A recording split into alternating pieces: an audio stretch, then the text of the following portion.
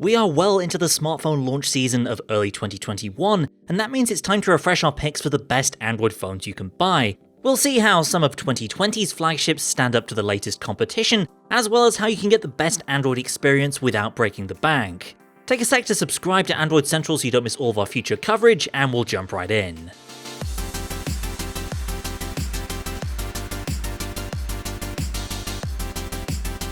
The Samsung Galaxy S20 Fan Edition retains its spot at the top of this list as our pick for the best Android phone for most people. The S20 FE launched at a competitive price in the fall of 2020, and it's only become a more attractive offering with the help of recent discounts.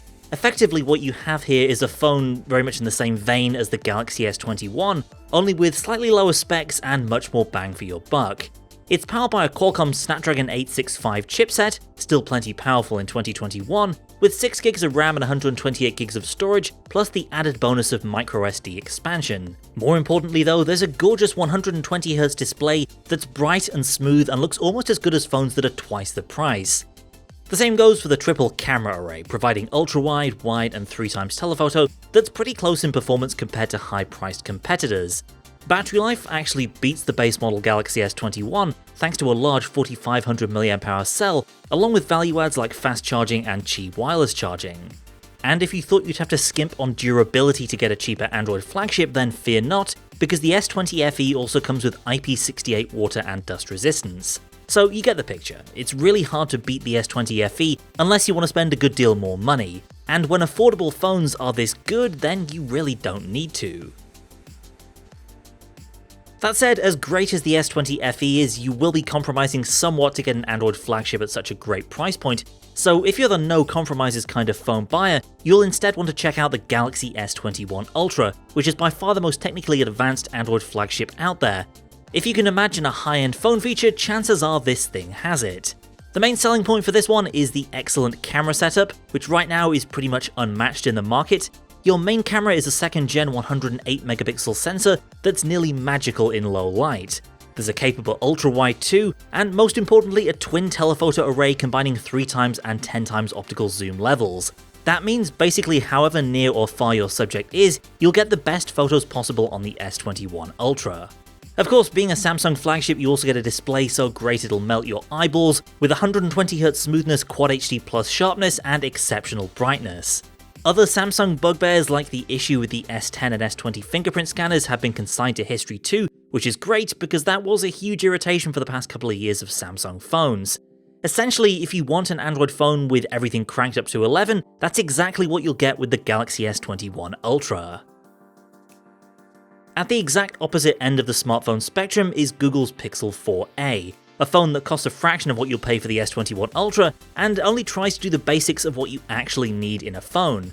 Biggest compromises are as follows: the camera, as good as it is, just has a single lens, and you'll also miss out on 5G connectivity and a faster screen because the 4a is limited to just a 60Hz refresh rate.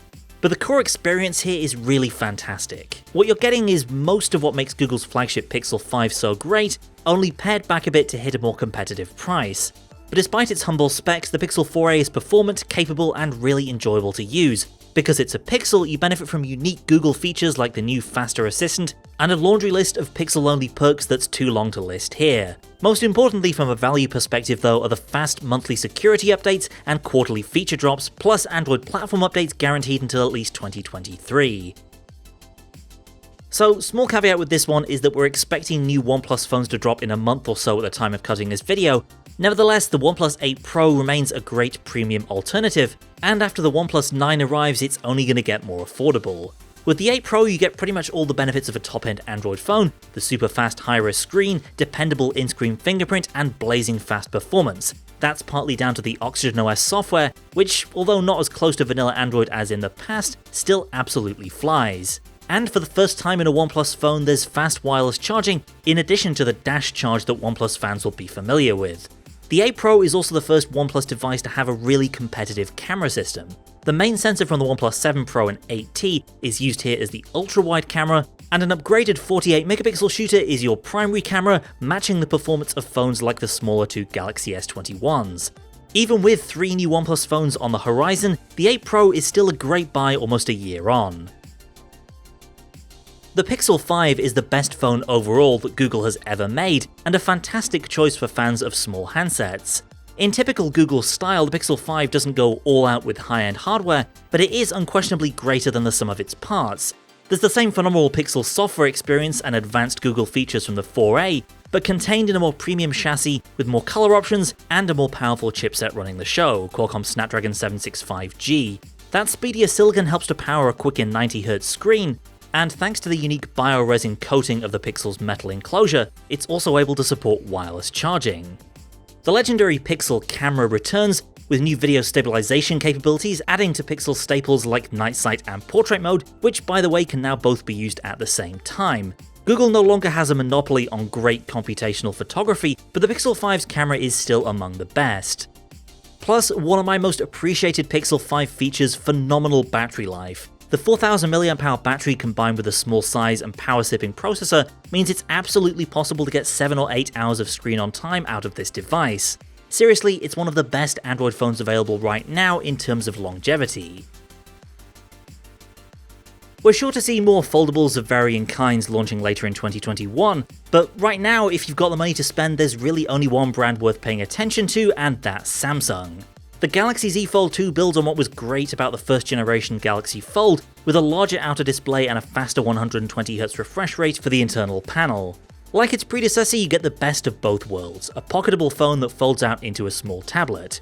When closed, you're treated to a slim 6.23-inch AMOLED display that you can use for just about anything you do on a regular sized phone. When you want a larger canvas, all you need to do is open it up. And while app compatibility still isn't perfect, it has improved a lot over the past year.